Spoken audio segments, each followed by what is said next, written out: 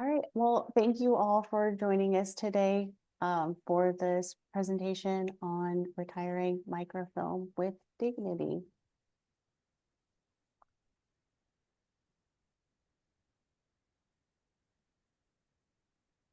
So we are going to start out today with our presentation on retiring with microfilm with dignity.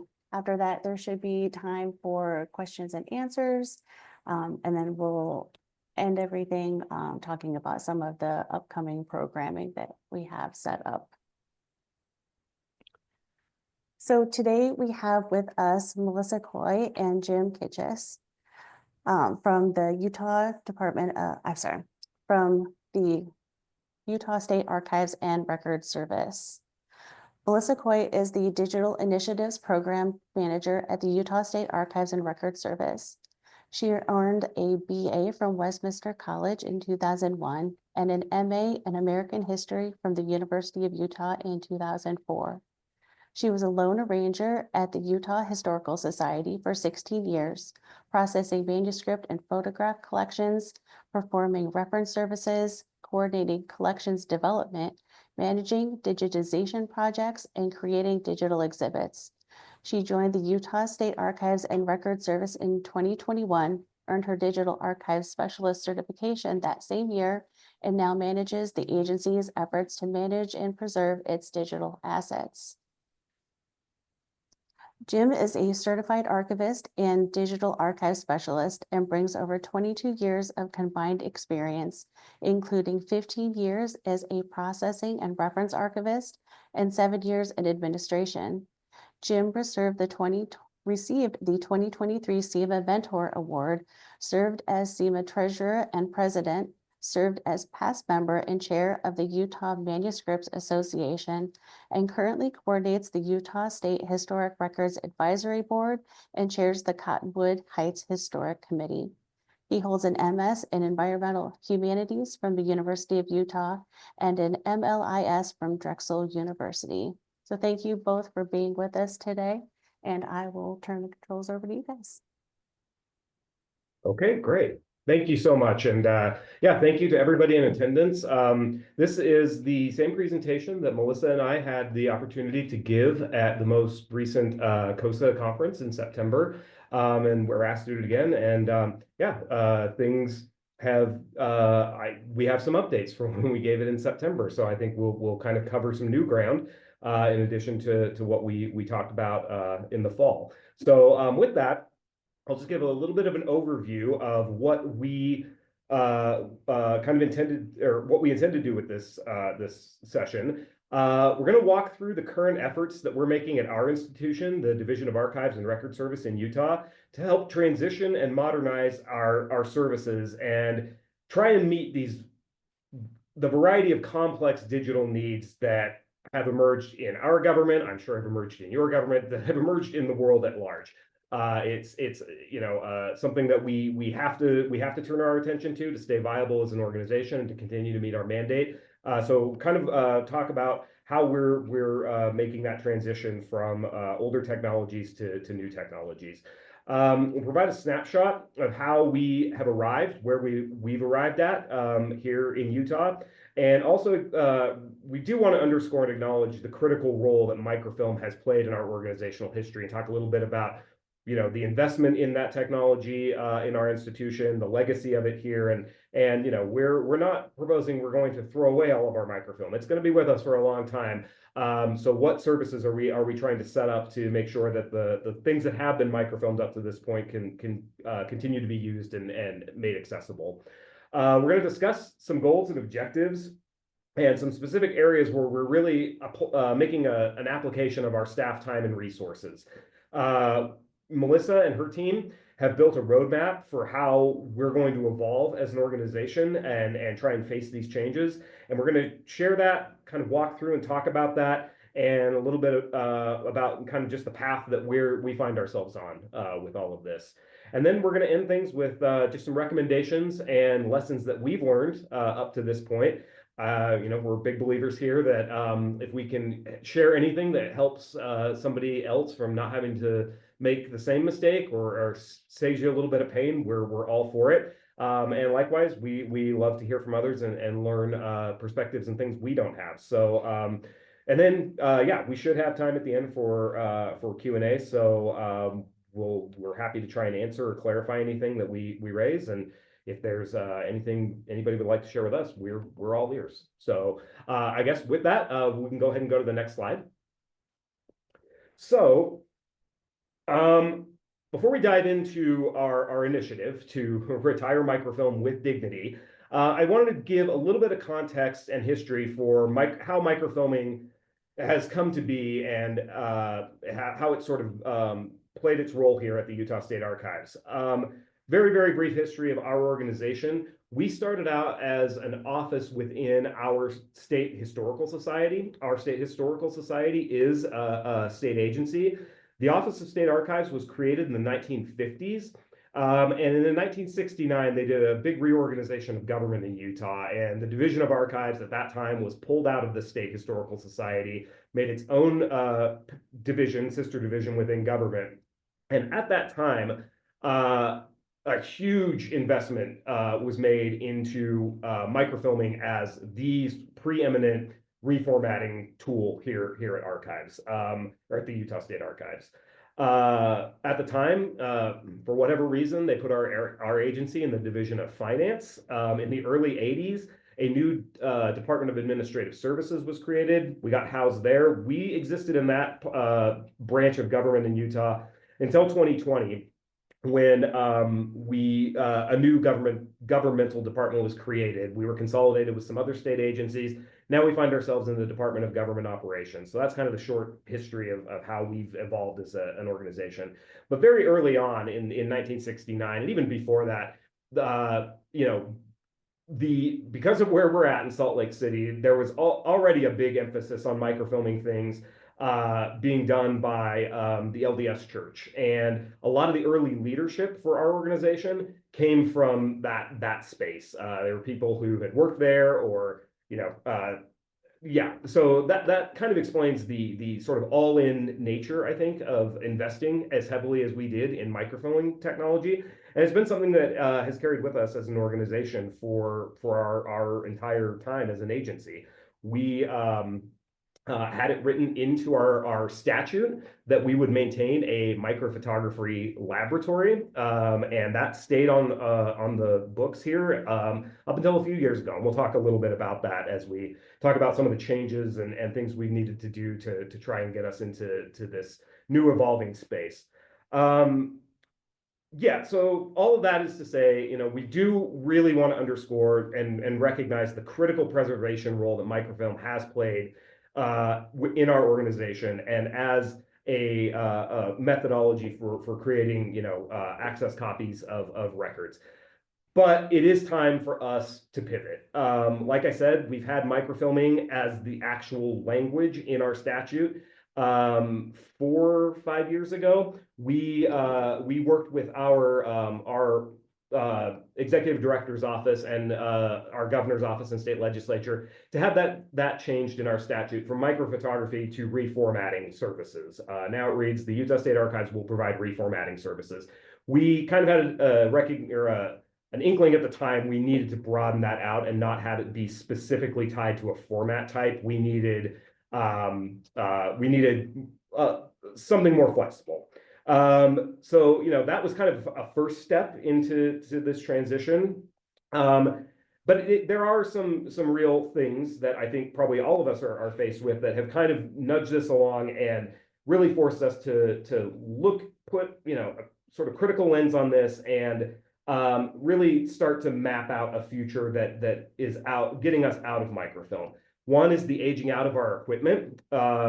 It's actually very interesting. Today, we are going to be running our microfilm processor for the very last time. It's been held together by, hope and duct tape now for a few years. So, that is a consideration. Do we need to, are we going to invest our resources in replacing technologies that we know may not have the long-term viability? Just the cost and scarcity of supply. And we all, I think, probably have heard the news recently about Fuji stopping the production of film. This was something that we've had a real concern about. If it's going to be more scarce and more expensive, is this the wisest use, again, of our resources? And then just sort of the changing composition of our staff. For a long time, when it was a microphotography lab, there was a certain skill set that got the job done in there. Now, the team that's running that space, Melissa and her team, they just bring a different set of skills that are more aligned with the digital world. So it's making for a very good transition point for us to be able to have the resources, both human and infrastructure, in place to start this move. In our statute, probably like most other organizations, our mandate does not change based on format. We are expected to do the work we're supposed to do for records writ large. The way government in Utah works is they primarily create things digitally. And we, as an organization, to continue to modernize our methods and meet our users where they are, we have to be moving in this direction of digital. It's just, that's where they are, and that's what their expectations are. We need to be delivering services that can really help them and again, prove the ongoing viability of our organization. I would just note here that we're not alone in this. CoSA has proven to be a great resource for having conversations with others about what they're doing. And in Utah, I hope this is like what it is in your states, but we have a very collaborative state in the sense that we're very much talking to and sharing information with our colleagues from around the state in the special collections world, in the local government world, in the cultural heritage world.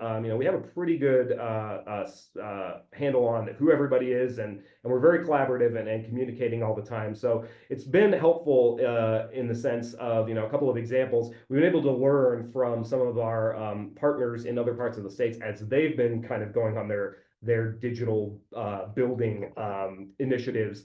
And learn some lessons that have maybe saved us a little bit of time and a little bit of pain. So with all that, I'm going to go ahead and hand it over to Melissa, who will talk about some of the specific details about what's driving change here at Utah State Archives.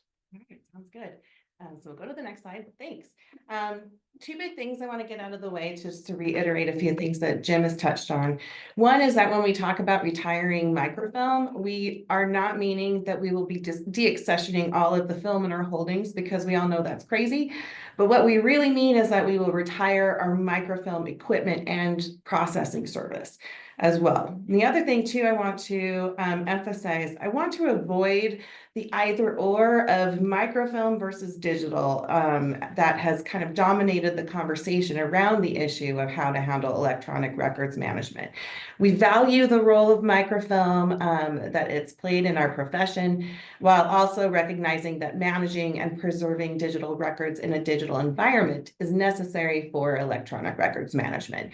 So that's why we say retiring it with dignity. We recognize its service, and we want to send it off with love and affection for what it's done for the profession.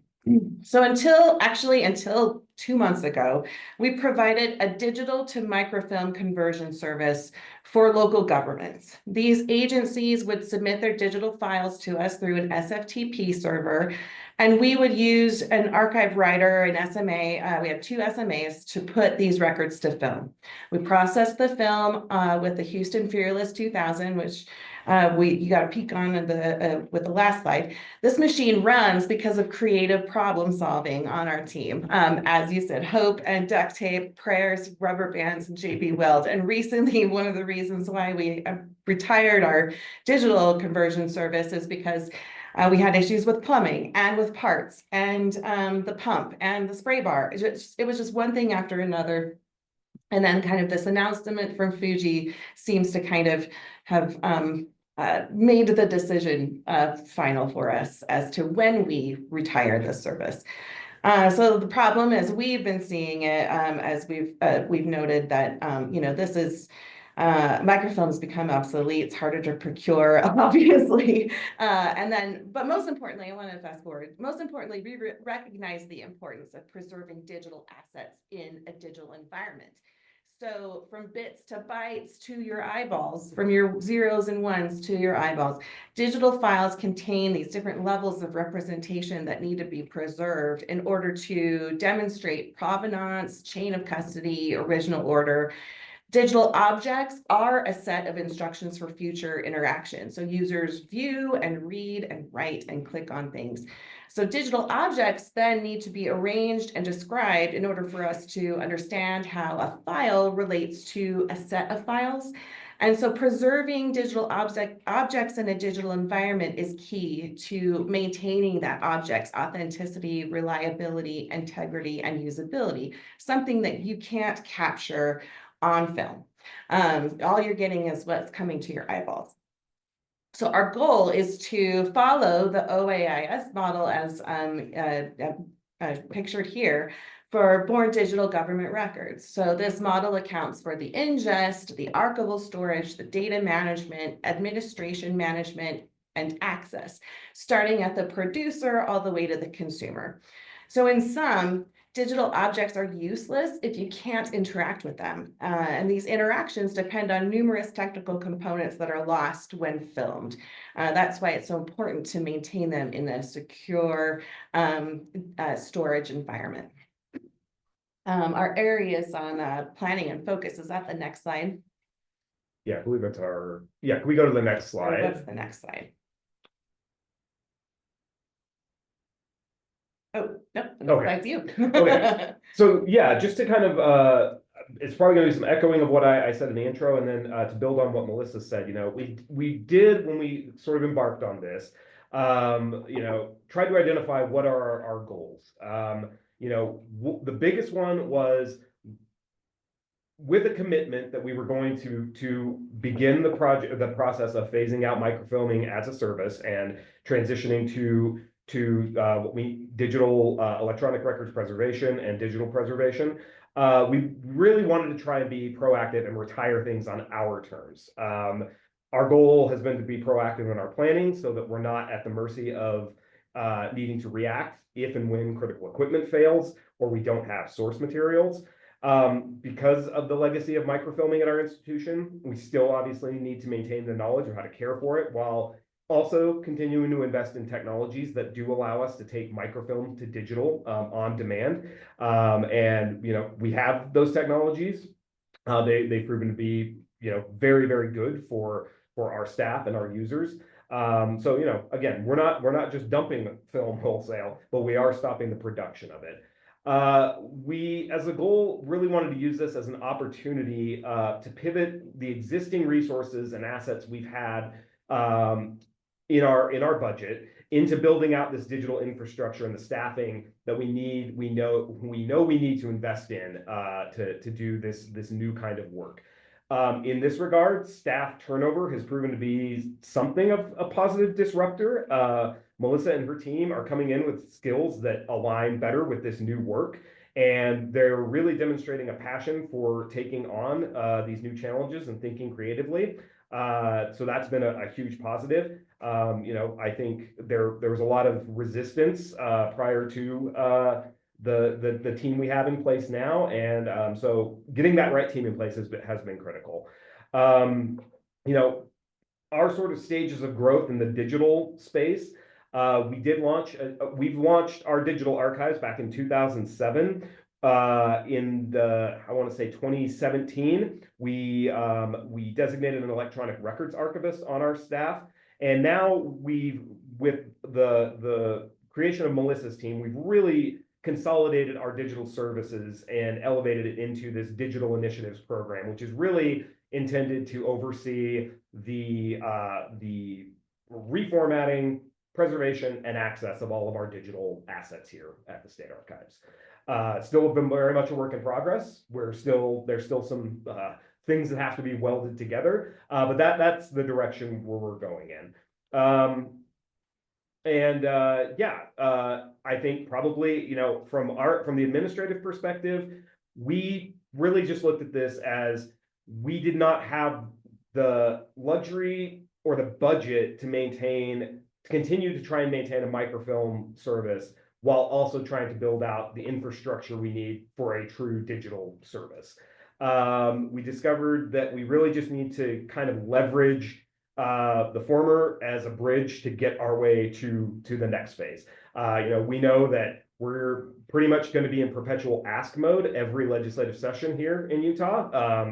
This is not going to be something we ever stop asking for resources for. But if we can take some of our existing resources and start to do the building to show good faith effort, this is what we're doing, this is where we want to go, we're getting these good returns with the resources we have, can we please have more? That's the hope. And we have had actually some good traction in that regard that we can certainly talk about. Again, one of the biggest things for us that kind of informed our goals, and I mentioned this up top, was our users' expectations. They just have an expectation for service when it comes to the digital records they are either creating themselves or accessing from us that we need to be able to meet. And it's increasingly difficult for us to ask for resources if we're saying we need resources to maintain this former way of doing it, but we're also trying to build a new one. We have to demonstrate that we have a perspective and a plan to modernize our organization and keep us viable as an institution long term. One of our key goals in all of this has been to build both a plan and a communication strategy that's flexible and that can endure inevitable disruptions.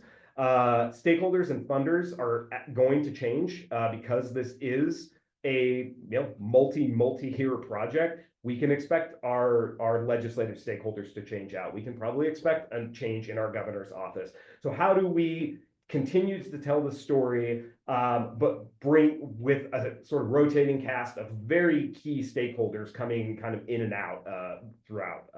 So that's been a goal, is to try and really get this message dialed in and know what our core messaging is throughout the organization so that we can communicate effectively whenever we get that opportunity to communicate.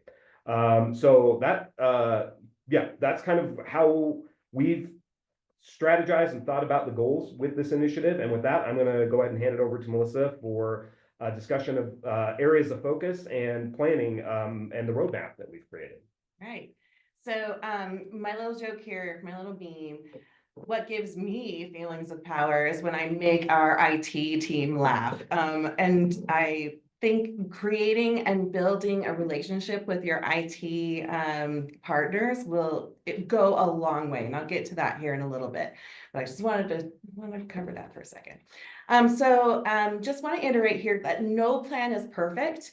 And we expect and have experienced a few stumbles along the way. So what we're just sharing here is what happened with us and what's worked, and that maybe this kind of path will help you.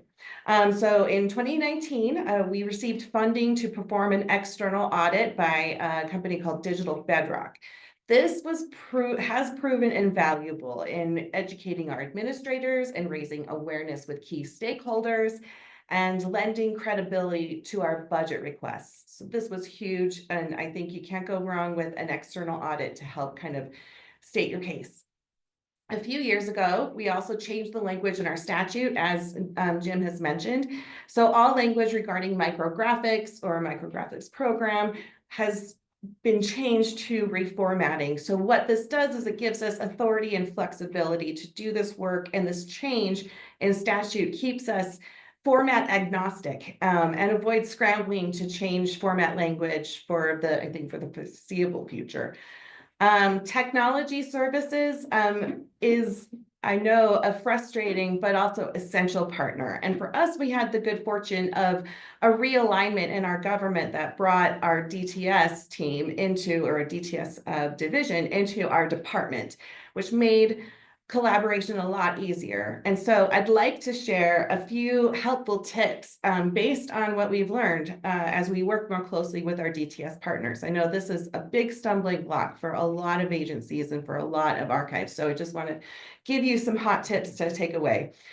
We've become more aware of the need to bridge the language divide with DTS. So when we talk about what we need as archivists, we are not saying we're not using the same vocabulary in the same way that they do. So when we talk about, for example, electronic records or digital assets or even digital objects, to them, those are simply files. A digital asset management system to them is a content management system. And so realizing this difference early on was a game changer for me. And so we've gotten a lot farther by doing some code switching when talking with our DTS partners. One thing also to remember, and is painfully aware in a lot of cases, is that we're always a minor piece of technology services workflow. So it is so critical that when you have their attention, that you're clear, that you're concise, that you're efficient and patient and adaptive, and all of these other virtues when working with them. It's critical to remain open-minded about the solutions that DTS can provide. They may be unorthodox to us and to our professional thinking, but we always have to be aware of constraints, time, budget, what will be supported by our DTS team. These all need to be worked out. And to also remember here that there is no silver bullet solution out there for any of this. It's going to be so context specific for you, for us, for everyone dealing or trying to build your electronic records management. The other thing to remember here is that DTS is not the subject matter expert in your workflows. So we are, we're the archivists here. So their role here is to ensure security, technical viability, technical sustainability, but they really don't care about your workflows. So really when talking with your IT, stay out of the weeds. Also want to emphasize here too, that security, you have to lean on them when it comes to your storage environment and their cybersecurity expertise. There are graduate degrees in this, and I don't pretend that my little DAS certification has me as some sort of expert in cybersecurity. So lean on them.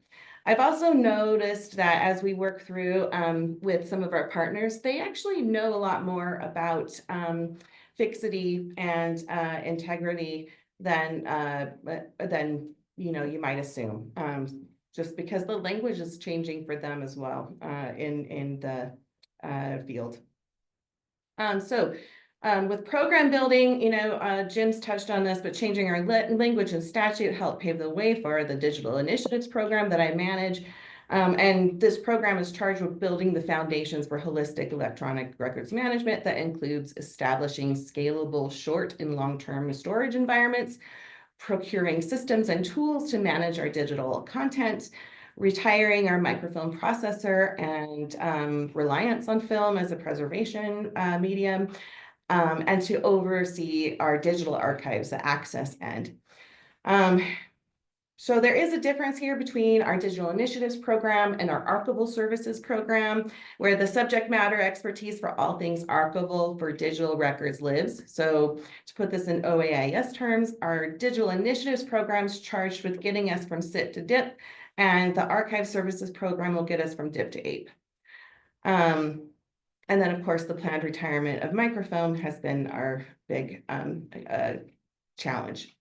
In the interim, we planned on providing hybrid services. We were committed to filming vital records until we were 100% confident in our digital storage and preservation capabilities, but our storage actually is solid. We are confident in that now, and we'll get to that here in a little bit. And yeah, we're okay. We're okay now that we're going to retire the film. We're all right. So let's go through our roadmap next. And yeah, so it's important to note here too that in Utah, our agency is responsible for the oversight of the entire life cycle of the record. So new data privacy requirements give us an opportunity to revolutionize and modernize our approach to RIM to maybe have a better sense of how we can have a direct impact on what those SIPs look like when they get to us. So we can assist agencies in the management of their, digital assets before we receive the submission information package. So here I have tried to visualize this process in so many different ways, and I think the best way to do it here is swim lanes, because there is no, oh boy, we have jumped around in this, and there's really kind of, in some ways, no linear approach to it. It's just been all cloudy with a chance of meatballs. So I've separated into 3 different categories: our technical infrastructure, administrative tasks, and the services that we end up kind of creating and defining. So we'll start with the top. Key to all of this was getting our short-term and our long-term storage set. Our short-term storage being a space where we can ingest, where we can bag things that are submitted to us, just a working environment for those materials that we've digitized in-house. So we have that organized in a way to ensure that there's no that the pipes aren't clogged on that device. What we're using is a network attached storage device to provide that workspace for staff. This is a temporary solution based on kind of budget limitations until we can get to a different solution. But we will be using that NAS for the next 3 years. Our long-term storage solution, we've invested in AWS's S3 Glacier Deep Archive. This is a solid space where everything gets parked, and we only look at it when we audit things annually. And what's nice is our DTS team has an AWS team that it will be doing that audit for us. So they'll do some kind of piecemeal and just make sure that the checksums all match, everything's good, and will work with us when there's any issues there. This is where I've found that they know actually the language of fixity and integrity and checksums and all of that stuff. For a long time, I felt like I was just kind of explaining all of that to the wall, but the AWS team really knows that. And actually they reached out to me recently to see how we felt about our storage environment. And I talked to them about, this and some other issues we have in terms of what we want to build in that environment. And they come with a set of expertise because they do work with other university archives or like the New York Public Library, where they understand our language of, needing to maintain all of this in a secure space where the material will all stay together, your metadata never changes. It's not going to be stored in different parts on a server that it all hold together. And so our storage utilization tool for that, our DTS team set us up with Cloudberry so that we can interact with the Glacier environment. And we drafted and are now reviewing the results from an RFP for a digital asset management system that will help us manage derivatives, locations, handle all of the metadata ingesting, just a nice beefy tool. And we'll be doing demos on that soon, which is really exciting. It's taken us a long time to get to this space. So this is exciting for us, and it feels super necessary as we make sure we're doing everything according to best practices. Administrative workflows. Of course, we're setting up new workflows for how we use those storage buckets, how we direct traffic around our preservation files, production files, and backups. We're also drafting policies and procedures for what gets a home in our Glacier storage and why. We're also training our staff. One of the cornerstones of our organization is to invest in our people, and we want our team to be prepared for these transitions. This also includes updating our job descriptions and our job classifications so that they match the skill sets and tasks for our team members. We will be creating processes for both digitized assets that we create in our digital lab and born digital assets that are currently sent through that SFTP. And of course, service fees, establishing what that means for those customers who used to have the digital conversion service and now would benefit from a glacier storage instead. So what do we charge for that and how does that look?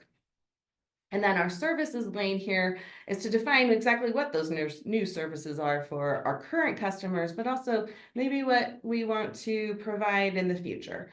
There's a lot of different questions here.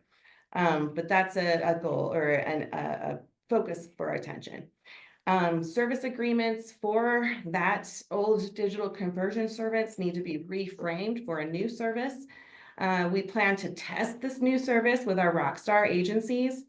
Originally, we anticipated full implementation for all of our digital conversion customers for spring of 2026. Hopefully we're still on site for that. I think we can get there. And then, of course, retiring our microfilm processor, which we're doing today with a party. As we run our last roll through the processor, we recognize that this is kind of an end of an era, and it's huge. The reason why I say it's cloudy with a chance of meatballs for this whole thing is that, we had barely set up our short-term, long-term storage when we were required to bounce over to that last square in the administrative section to come up with service fees because of timing. I think what's a good idea, if I can give you any advice here, is to figure out what those steps are, what your constraints are, kind of what needs to happen first and next and all of that stuff, and at least get that sort of conceptualized so that when the opportunities arise, like needing to set up service fees, because we do that every, August, Yep. because of the nature of our legislative session and that calendar, that we just be prepared to be able to pivot and improvise as you go, because like I said, some of this stuff won't happen in an order that makes sense, or that you think should make sense. You just need to really be flexible and agile so that you can strike while the iron's hot. You have IT's attention on something. Maybe you're not ready to talk about testing maybe you're not ready about, what maybe your service should be, but you don't know how to get there. Just be ready when you have IT's attention, when you have your admin's attention, when you have your executive office for your department's attention, that you know what your messaging is, your advocacy, and that you know what steps you need to take so that you can take those steps as they arise. And today, like I said, we're retiring the film. So a weird moment, because that processor's been running for 25 years at least. And so it's a bittersweet moment. I think that's our last slide, but you can close out. Is that our last? No, we have recommendations. We do have some recommendations, and Yes. I think we'll just kind of tag team this. When we prepared this in September, we just really wanted to cover some areas where lessons learned, things that we thought might be helpful to know, as other organizations are sort of considering their own future. We'll just kind of run through what we identified.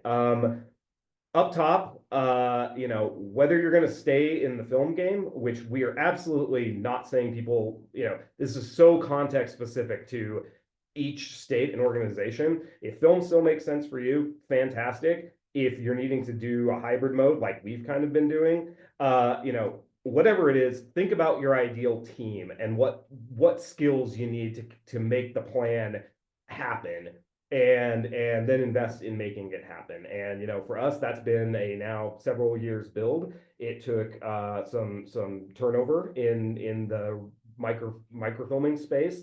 A new manager who was willing to try some new things, was able to recruit the team she needs to do the work that we're needing to get done now and that we're expecting to get done in the future. So that's been a big time investment for us and a big resource investment. And we anticipate, again, it just kind of scaling and growing over time, but that's a big one for us. And then kind of hand in hand with that, identify who your stakeholders are and who you need on your side to make all of this happen. Melissa has touched on this, I think, on her in her comments, but for a long time, it was very frustrating for our staff to interface with our technology services department. We are not a huge agency with a wealth of resources, and they're kind of in a service model where if you can pay for it, they're very happy to try and facilitate and help. So really, trying to build the bridge with them was critical. That we just, but we wouldn't have known that. We had to identify who our key stakeholders are, and it kind of goes to what Melissa was saying about having that plan and that roadmap of knowing where to jump to at any moment. We kind of have a sense of at any moment who the stakeholder group that needs to get engaged is. Is it our executive director's office? Is it our IT folks? Is it, whatever. So that was another place of focus that I think has gotten to us, helped us advance along the way. I don't know, we'll throw it to you for a couple. Yeah, be open to all ideas that come to you from your DTS team. For a while, we were working in the Google Drive environment. We are a Google state. And that was, I thought that might work for us. And we're finding that is, it's not built for what we really need it to do. And also the Drive environment takes things apart, puts it back together every time you interact with it. So there's just too much risk for electronic records management in that kind of environment. And so what was nice was we were able to articulate what those problems were and get DTS to help us. So and also right now they're helping us with the RFP for the digital asset management system. And if we find that the digital asset management system is not cost effective for us, we also are open to a few things. What we're doing in that situation is identifying the steps or the key factors we need a program or tools to do for us so that it's clear to them what we need. So just be clear about what you need, just kind of what your end goal is, and be open to all ideas. And like I said before, think about how you're communicating with your DTS team. They are just completely speaking in a different world, a different language from us. So if you can adapt to that language, it's best to do so. I always feel a little bit like I know so much digital stuff when I'm here, but then I talk to our DTS team and I feel like now I'm speaking Spanglish, so just be aware that there might be some communication divides, but to be open to, I don't know, being flexible to using terms that make sense to them so that they can help you with what you need. And then I love this point to adopt pragmatism and a scientist perspective. I mean, you're gonna run into a lot of different problems as you go along, or maybe you test something and you find that it doesn't work. Just be open to that being information along the way. If something fails, that's also something to learn from. So don't be afraid of failing. Don't be afraid of mistakes along the way. Make sure that if you're testing anything, you're doing it on some low things that aren't of high value. Don't do original records, right? Do a scanned something and test with that. So just be just be aware of trying to test things and seeing what works and what doesn't. And I'll cover the last couple here. Again, this is very, very unique to the situations we all find ourselves in within our states, our different states. And so, we wanted to acknowledge that and continue to underscore it. But, things are context specific. Here in Utah, I think we have benefited from our most recent governor's administration, who has really put an emphasis on collaboration between governmental agencies. I've been with the State Archives for almost 23 years, and it was the first time that we had a directive from on top saying, work together, get the subject matter expertise happening in the places where it needs to happen. Don't, you don't control kingdoms here. We need to collectively work together. And it was echoed by another, sort of mandate of the state needs to continue to modernize. We need to continue to meet, we're a growing state. We're growing very, very fast, more demands on our services all the time. So, we have to be thinking in these new ways. And so that push from up top is kind of what really has, I think, driven a lot of this. That's very unique to us in our situation. That may not be in your situation. But whatever your situation is, I think being willing to accept some levels of risk, because they're going to be there. We're always needing to assess risks and advantages, which is why we are really putting an emphasis in trying to partner and lean on subject matter experts that live outside of our world. But to us, the risk right now is, yes, microfilm has served this great need for us, but the risk of not acting is much higher than the risk of pulling back the service and trying to reorient it. We just internally feel we don't have, as we've said throughout this, the resources, to do both. So we're making the decision to go the direction we're going and kind of what we've presented on today. And so I think with that was what we had. Right. Open to questions, anything you guys might have to ask us. Right. There were a few that popped up into the chat. If anybody else wants to be unmuted, I think you can raise your hand, and I think that Joy can do that. Otherwise, let me find the first one in here. Mary Johnson had 2 questions. Number 1, have you already been preserving the digital materials that you have microfilmed? And 2, how well funded are the digital storage and access components? Okay, so yes, we have been preserving the digital materials. Okay, have you already been preserving the digital materials that you microfilm? Yeah, well, microfilm has been the preservation solution for those digital materials that were submitted to us by agencies. We do create digital assets in-house. And so those materials we've been using MDiscs as our preservation for those materials, and now we are moving forward with using AWS Glacier Storage as our storage, our preservation storage.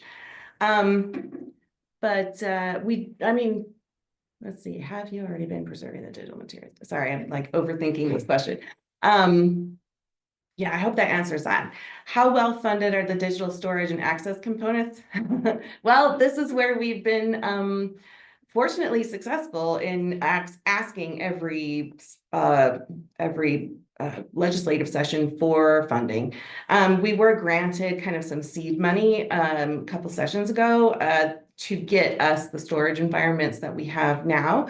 That should last for quite a while, actually. And then access components, we're still working on that facet. I mean, we have content EM currently, and that's always been a facet or a factor in our access to our digitized materials. Figuring out how to access those born digital materials that get transferred to us, that's for a later decision making, I think. Anything you want to add to that? No, I think Okay. you covered it well. All right. Okay, Darren Bell asks, instead of asking every session, what are your efforts towards educating legislators on why this is necessary to the state? Yeah, so I should probably reframe or recharacterize what I said. It is an active education effort for sure. The way our process works here in the state, being within the executive branch, there's like levels of buy-in and like, I guess, hurdles we have to clear in any ask. First off, we have to get our departments thumbs up. So getting them educated, that's really where the biggest education campaign has been, because if we can't clear that first one, it goes nowhere. So really actively working with our executive director's office, keeping them in the loop about our challenges, our issues that we're facing. That's been where a lot of our education and focus has been. That then rolls up to our governor's office. If the governor supports it, they put it in their budget, and then it goes to the session, and then it becomes like everybody's session, sort of just chaos for a certain amount of time, and then we see what comes out on the other end. I will say, for those who know our director here at the State Archives, Ken Williams, he's about the most people person you're ever going to meet, and he has been hugely helpful in doing that education campaign with the legislators. We have very, very strict rules around exactly what we can do. We can't lobby them, but we can be there to provide, information, to clarify things.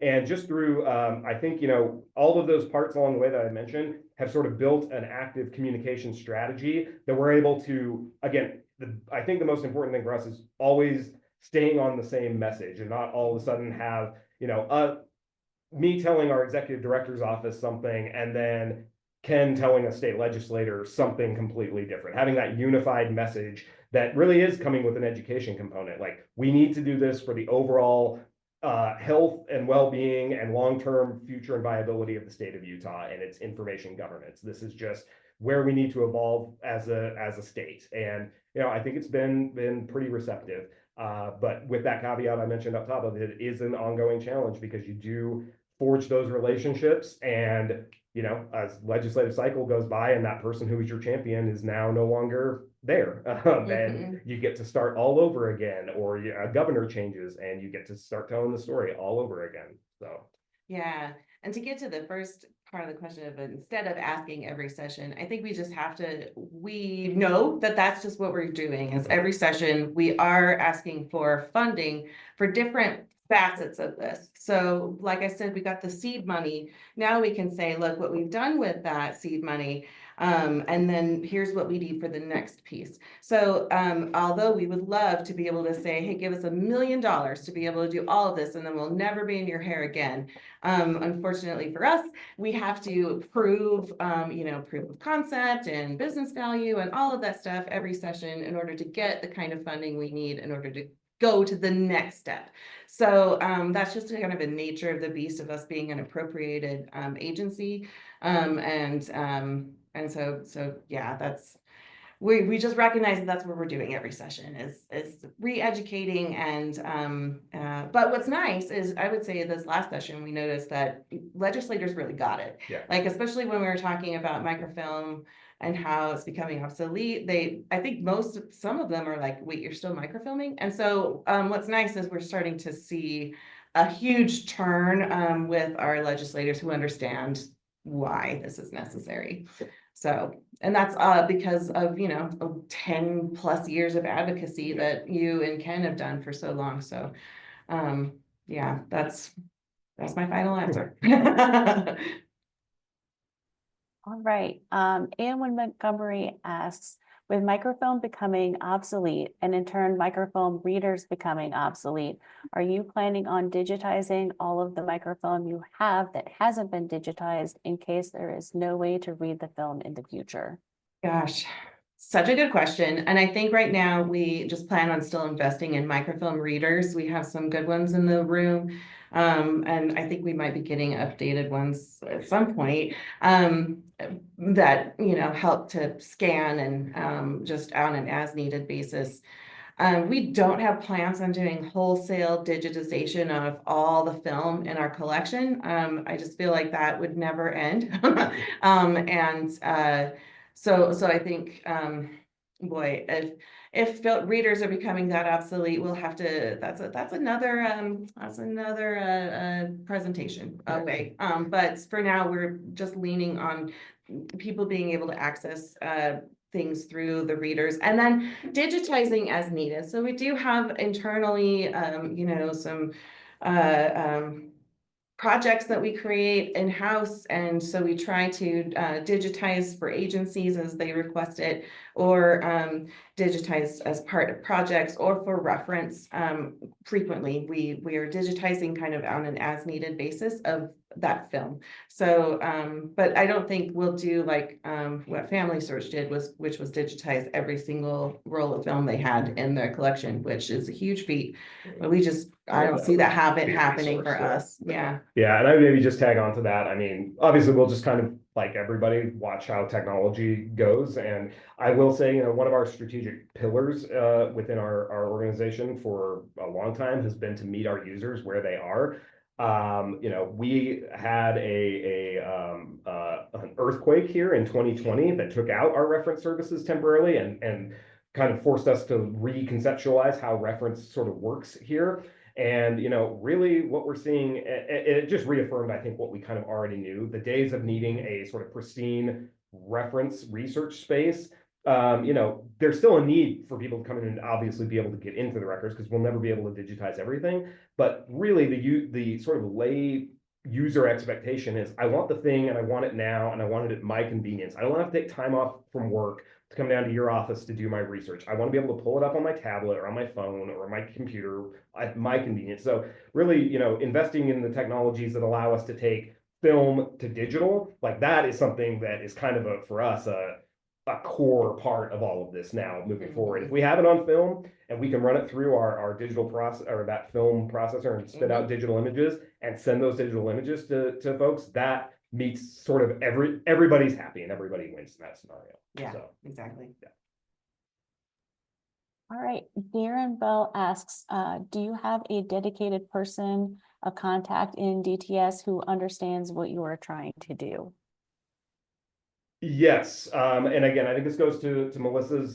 She made she noted that we benefited from our technology division coming in and being right alongside us in the same department. That's been hugely helpful. The way we're structured, we have an IT director who oversees sort of all IT projects within our department and oversees, is the sort of person it's tasked with kind of knowing what all the divisions are doing, what their needs are, and she's been a terrific resource. She's probably like everybody, very, very overworked. It can be kind of a challenge to connect with her sometimes, but she's really that point of contact for us, where she gets what we're doing, and if she can't answer the question, she can get us dialed into the right space within this huge DTS organization that can help us get to solutions or answer questions. Yeah. And what's nice too is we've, in kind of personalized that relationship too. Like, I know Bree enough, we've talked about things we watch on TV. I was able to create some infographics that had, I don't know, Mario on it from the Super Mario Brothers, and that went far. So like, let your personality come through when talking to DTS. If you're a nerd, like, lean into that. I guess a hot tip as well. Okay, J. Mark Lowe says, so for a smaller agency or archives, then you might recommend a hybrid environment while we observe and learn how the digital environment works over time. Yeah, I would say that's what we've done. That's what I would say that very much characterizes us. I mean, to Melissa's point earlier, if we had all the resources and could just do it, that would be great. I think we'd probably still be sitting in a similar place in terms of we'd still be learning and like needing to figure out how to do it. But yeah, I think hybrid has worked for us. I think it's the only way it could have really worked for us. Right. And of course, you have your purchasing rules and everything else too, where you have to go through the RFP process and you have to get so many, bids, and that takes time. And so if we had just been given $1 million and told to spend it in a year, we would probably have not made some very smart decisions. And so taking your time and doing it in pieces is, I think, the way to go. Yeah, but I think just underscore by, invest upfront in that plan. Yeah. And for us, that audit was really a good launching point for us to start doing some strategization around what our plan needed to be. That was a good sort of maybe genesis moment for all of this. So Right. yeah, have a plan and then kind of figure out how to maneuver. Right, Yep. right. Right, well, thank you both for taking the time to be here and do this presentation. I don't Absolutely. see any more questions in the chat or any hands raised.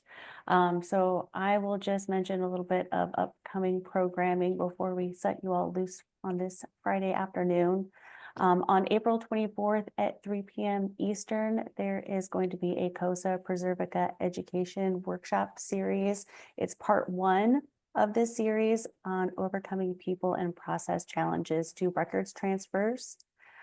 We do have an affinity group meeting in April, Archivists Who Code. That meeting is on April 1st at 3 p.m. Eastern. The State Archivist monthly call will be on April 3rd at 3 p.m. Eastern. And Chatting with Colleagues will be on April 9th at 3:30 p.m. Eastern. And then we just want to thank all the CoSA sponsors. Thank everybody for coming today to listen to the presentation. Thank you again to Melissa and Jim for presenting today. The presentation was recorded, so it will be available on the website and YouTube page. Unless, Joy, you have anything else? Nothing from me. So thank you everybody for coming. All right, enjoy your weekend.